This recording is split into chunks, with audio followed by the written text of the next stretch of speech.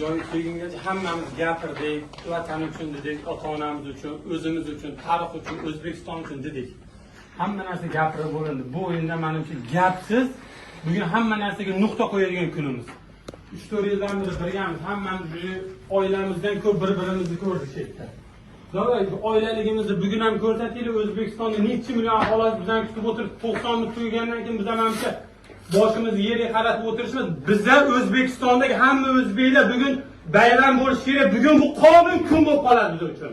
Hamma miyasiga sig'dirsin. Bugun bu kun tarixda qoladigan kun biz uchun. Faqat ko'rishga. Bizda bitta o'yin bor. Qatar bilan o'yin kerak emas degan. Bugun hal qilamiz hamma narsani.